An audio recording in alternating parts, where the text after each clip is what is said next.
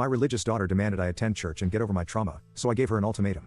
About 6 months ago, my 15-year-old daughter decided to convert to extremist Christianity, and things went downhill from there. She went from a very outgoing and fun girl to a recluse who sits inside and reads the Bible in her spare time. I wouldn't have an issue with it if she wasn't so in my face about it.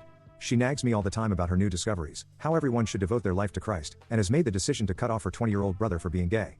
Whenever he visits, she leaves the house for the duration of his day.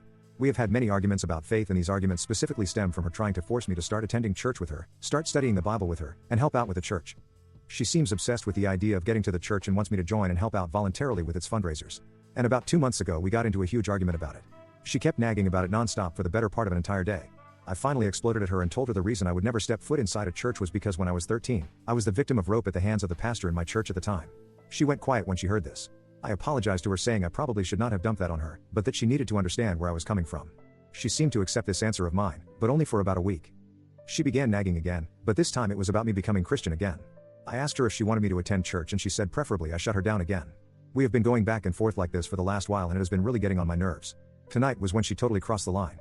Me and her were having dinner when she started talking about wanting me to become Christian again. I had just finished a 10-hour shift and was honestly in no mood to entertain her talks, and responded with, for the 1000th time, the answer is no. Stop nagging me.